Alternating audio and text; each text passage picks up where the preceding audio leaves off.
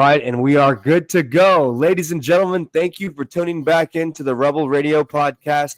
My name is Ashton Holloway, and I'm here with the boys in Asylum from Fort Worth, Texas. We got Colby on guitar in the green shirt. Colby. Let me try that one more time. Okay. Ladies and gentlemen, thank you very much for tuning back into the Rebel Radio podcast. My name is Ashton Holloway, and we are here with the boys in Asylum. We got Colby over there on the left, we got Carlos on the right, and we got Jonathan on guitar below us. Boys, how's everything going? How's life treating you? Things are great, man. A lot of huge things in the works. Big things coming. A lot of huge things in the works for us, and we're very focused, hyper-focused on the logistics of it, but we're very excited. Awesome to hear. Jonathan, how's it been treating you being in the band now, man? It's pretty radical, man. What I like about Asylum, just doing this in general, is kind of there's no limit, and like there's no upper like ceiling or there's no limitation to what you can do and how far you can take it, and we're taking that pretty literally. And it is the big things coming post, but it's actually true this time. So big tour overseas for the first time coming up in less than a month, and that's pretty sick. Gives us something to look forward to and work toward. So it's provided kind of a benchmark for where we need to be at departure time, So wow, it's looking up. You said Warped Tour? No, European tour, international tour next month. Yeah, they were telling me that you guys are going to 10 different countries. That's insane to even think about, man. And, that's kind of where I want to begin. Like, now you guys are doing international tours going, literally worldwide. But how did you guys become a band? Where does the story of Asylum even begin? That's a question for Jonathan. I think, like many of us, I just had a musical drive from early on. And by the time I got to college age, I just pretty much wanted to put it into action. Didn't know where to start. I wasn't plugged into the metal scene or anything in Dallas, Fort Worth. So back in those days, people were posting on Craigslist all the time. So I put a thing on there looking for metal drummer, vocalist, like trying to start a band. Got connected with Colby and kind of went from there. I actually found some other people I was going to college with at the time. I'm willing to bet it was the first time anybody at TCU in Fort Worth had seen an extreme metal band form out of a vacuum. But that was pretty cool. And Colby and I just refused to ever give up or be slowed down by whatever obstacles, and quickly got linked up with Carlos. Those two were in a band together already, a Steinex. They're sick. And, just members come and go, and the ones who are, worth a shit stick around. Mm-hmm. Absolutely. Yeah. And, Colby, so I know you did join the band back in 2011 with Jonathan. You guys are kind of the ones that started this whole project. But so what has your experience been like being in the band from back in 2011 compared to now? Well, I started on drums. Did like 2 shows on drums, and I sucked back then. But, our experiences shape us, so I don't regret it. And then we found another drummer, I think, and, Jonathan had observed me doing vocals in passing, just like messing around. He was like, dude, I think you should move to vocals. And I was like, dang, do I suck that much on drums? But then I embraced it, and God, I just remember the first time getting on stage as a vocalist, just being able to let my inner maniacal madman out. It's a lot of fun, dude. And God, we've come such a long way. The first few songs we wrote, they're still catchy to this day, but the songwriting has come a long way. The talent level has come a long way. We've evolved. We've gone through many peaks and valleys, and it's all been worth it now to be where we are. So that's awesome, bro. Well, I'm glad to hear. And Carlos, I know that Jonathan mentioned that you were also in another band. with Colby as well. But so, what has the difference been compared to being in that band and now being in this band? Just different writing styles. The Dynax is more like brutal deaths, slammy, groovy riffs, whereas Asylum, it's a lot more orchestrated. And then on Jonathan's part and on Trey's part, man, he just writes the craziest riffs that make it super fun to learn, and honestly has made me a better player. Both of them have. And yeah, man. It's great, man. Well, it's awesome to see you guys all come together and build this fucking connection that you guys have. I've been seeing the numbers and I've been seeing the progression from you guys, but that kind of brings me to the next question. How have you guys maintained such a strong online fan base? Man, at this day and age, and I was a little resistant to it, but man, lots and lots of video content is the way to go about it these days. It put together well and oriented correctly, like vertical video specifically is, again, as much as I loathed it in the beginning, like that's the direction we're headed towards. So you figure out what sells the best online, and without just utterly humiliating yourself, kind of tailor your content to what's in demand. And so far, especially the last 3-4 months since the announcement of the tour, that's worked really well for us. That's awesome. Trying to consistently put out high quality stuff.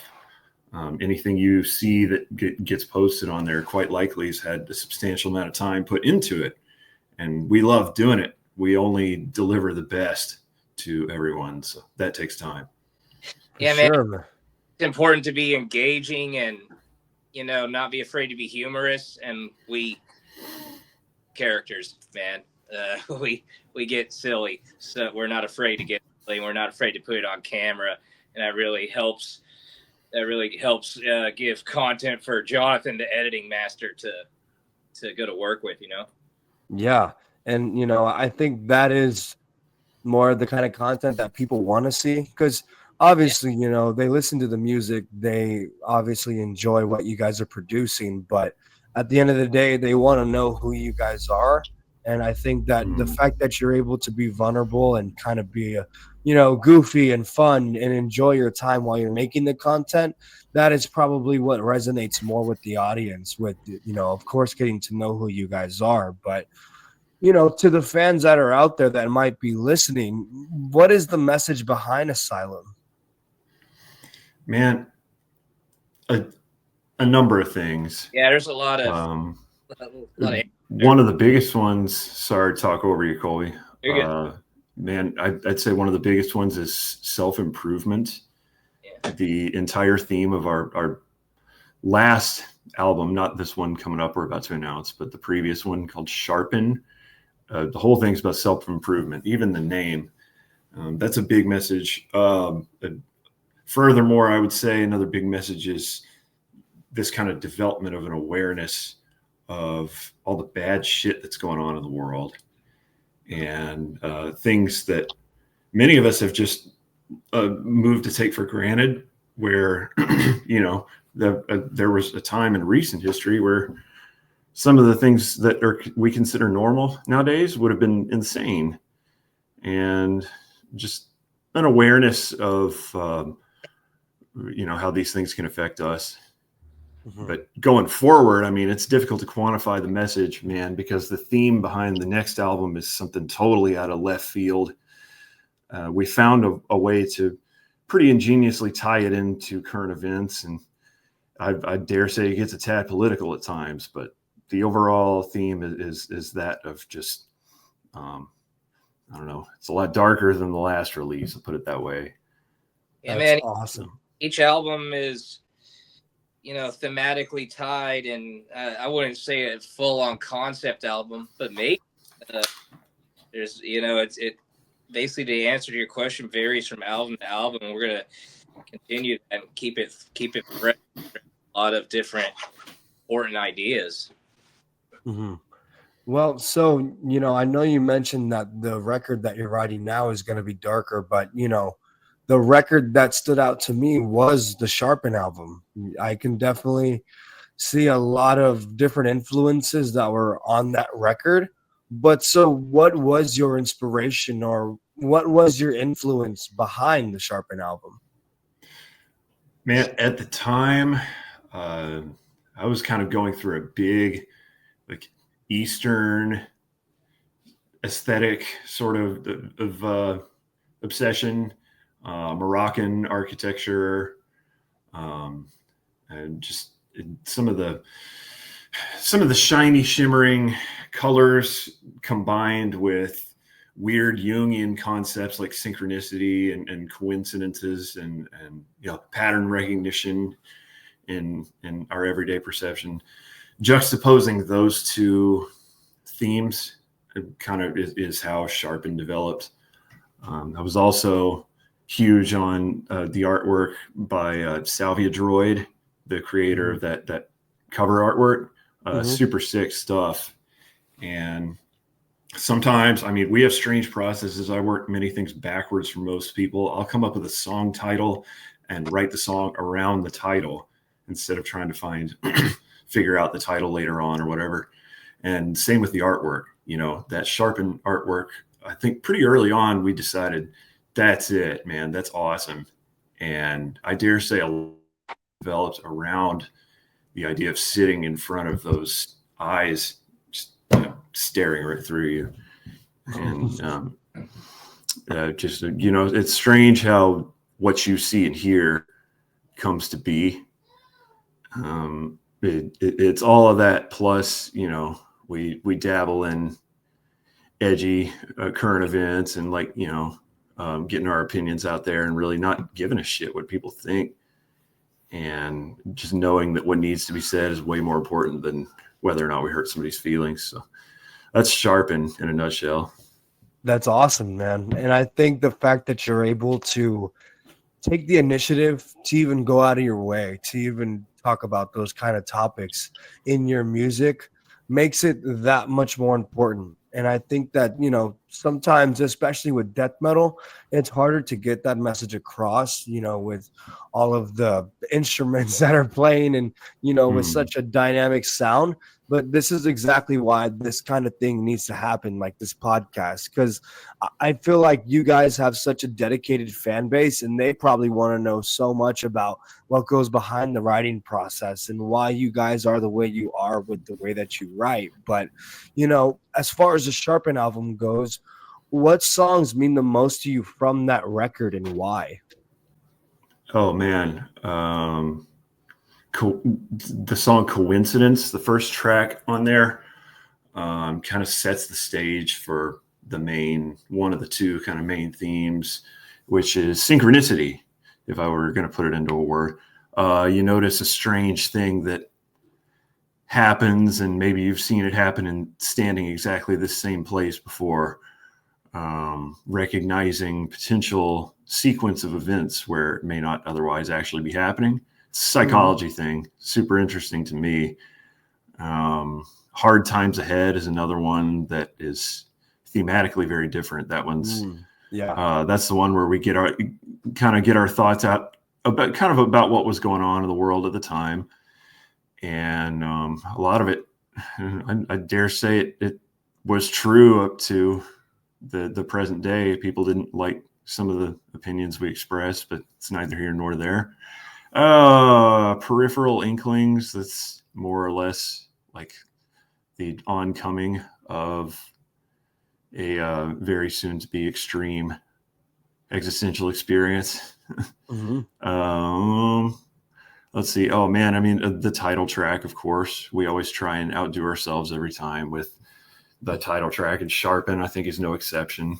To me, you said it yourself, man. Dynamic sound, and the composition, to me, is like the number one most important thing. Believe me, I've grown up being a fan of plenty of songs with similar structures and breakdowns and all that stuff, but there's something to be said for being unconventional, but it has to work. It has to be cohesive. So to me, the orchestration of this music is by far the most important thing. And I really don't have an interest in proving that I'm the fastest shredder or whatever. To me, it's way more important to have a cohesive song that people 200 years from now will be able to listen to, and it still stands out from the crowd, you know. So I know I kind of meandered from your question, but all the songs on Sharpen were written using that approach.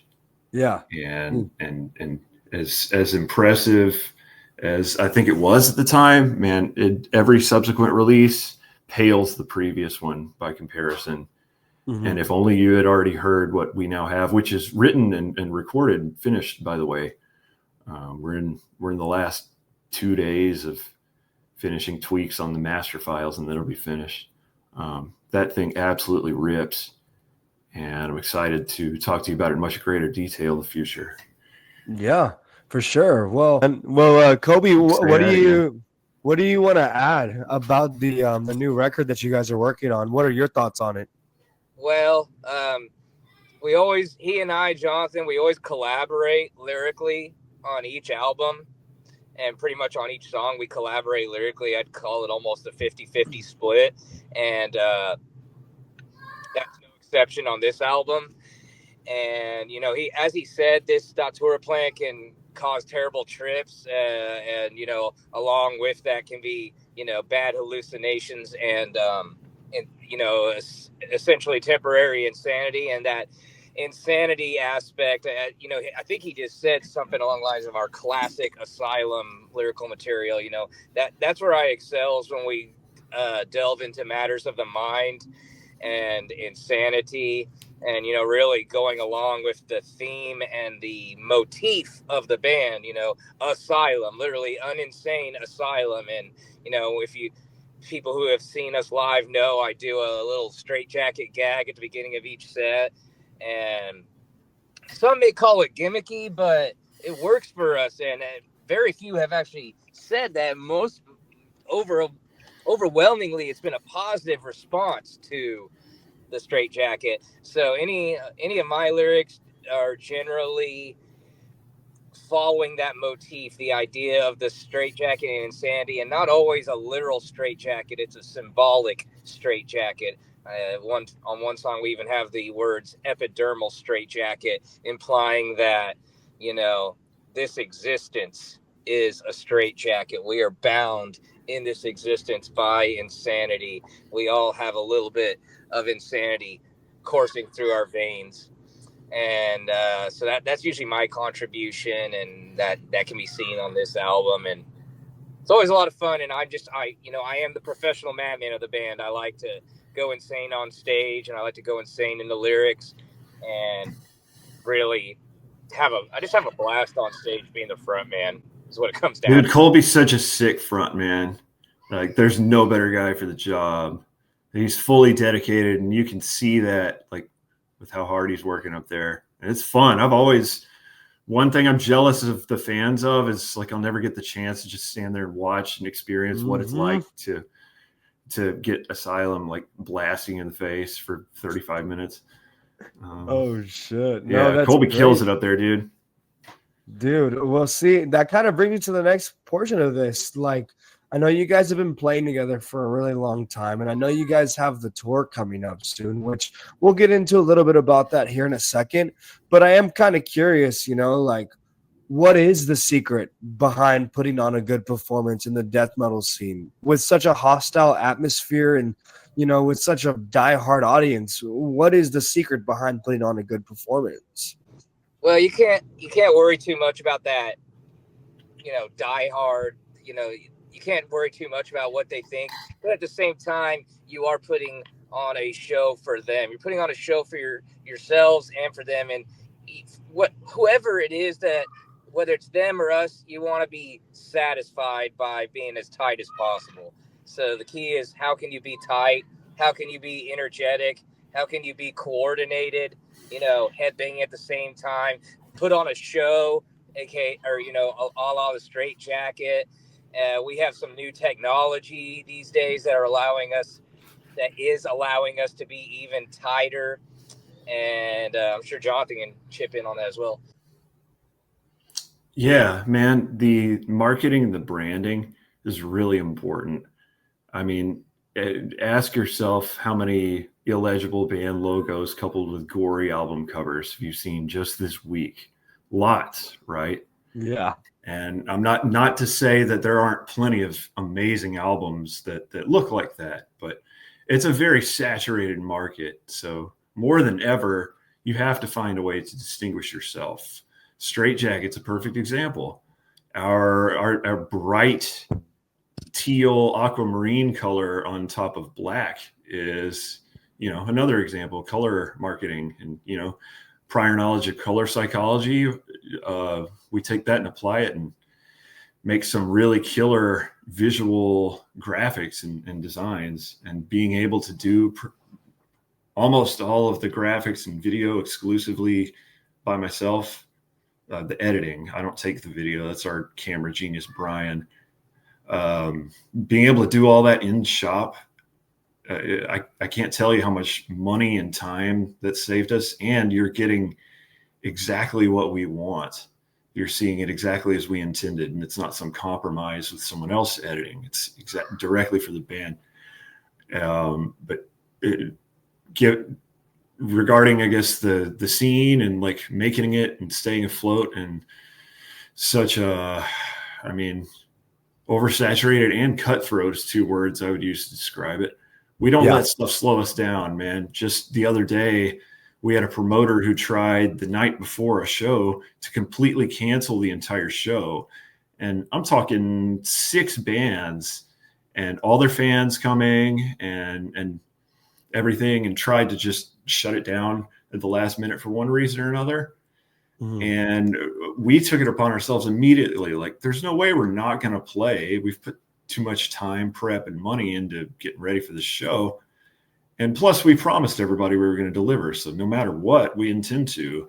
And so, I get in a chat with all the other bands, and, bottom line, of only one of the original bands who was on the show ended up being still down for a venue change by the time we could secure another venue in Deep Ellum on a Saturday night. Wow. Not an easy feat. We made it happen, but it took several hours. And by the time we got it secured, only one band was still down. But we made it happen with just 2 bands. It still had an awesome turnout. Thank you to everybody who showed up and supported.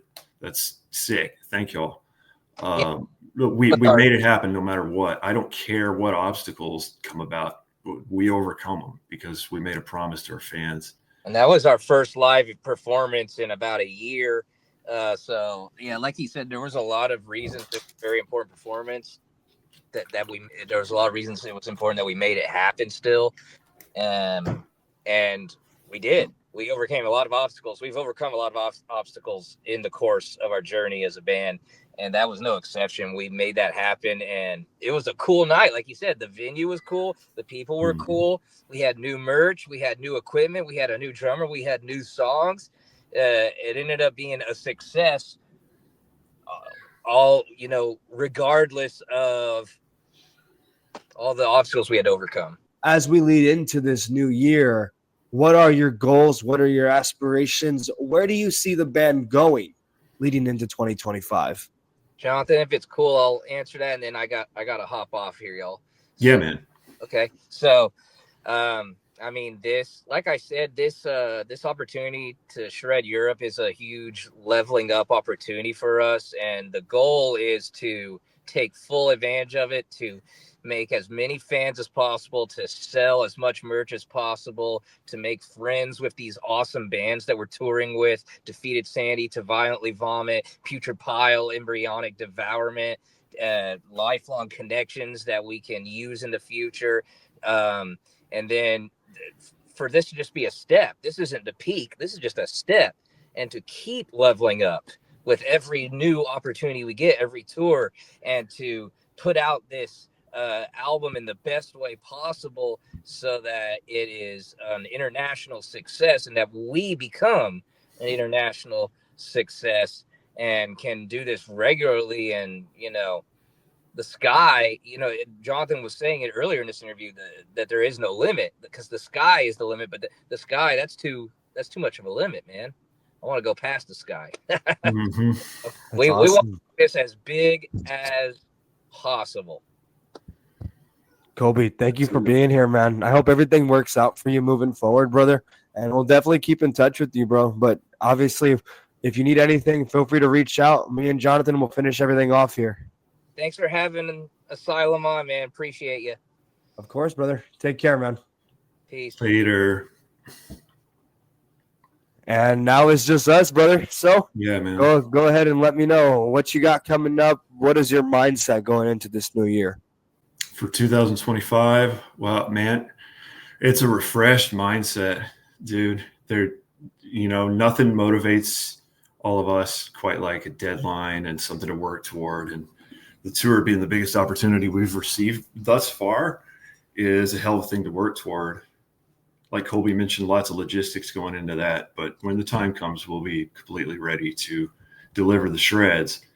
Moreover, for this next year, man, I'm going in with a mindset of being very ready to share what we've got with our new album with everybody. There's too many moving parts to tell you when exactly it's coming out right now, but it's done and all the artwork's done. I'm putting together the layout files right now, but I'm so stoked to show you guys that just because anything we put out that has the logo on there, we are very proud of it. It has all of our names attached to it, and lots of time and care and attention TLC has been applied to this music, and we're very proud of it. So I'm stoked to share that. And yeah, those are going to be the big things. We have other stuff in the works when it's more concrete. I could share that as well. But for anyone listening, our plan is to release another single, including a music video, before the tour. So I guess today's January 5th when we're recording this. So within the next 2 weeks, we'll be dropping another single you haven't heard. And the thing absolutely rips, dude. Can't wait to share it. Damn, Jonathan. Well, dude, I want to say thank you very much for your time with, being able to share your insights and everything that you guys are going through. As we wrap up here, I do have one last question for you that I ask every single guest at the end of our conversations. What are 3 things that you are grateful for right now? I'm very grateful for my family, their love and support. I bet you that's a classic answer right there. Dude, I'm grateful for the blessing of fire chief at my job and having his support to make it work with the semi-complex logistics of taking that time off from work to go do this tour. Mm-hmm. The blessing from work is huge, and I'm also thankful for such a killer support network, man. Just the people we're working with. It would blow your mind, some of the things these guys can do. There's always somebody better than you at something. There's always a bigger fish out there. Well, recently I found plenty of guys who are bigger fish than me with many of the things I enjoy doing, like guitar, video editing, graphics, that kind of stuff. We're very lucky to be working with people who are way above our level with these things, and equally grateful for their willingness to work with us and help us produce the best content possible.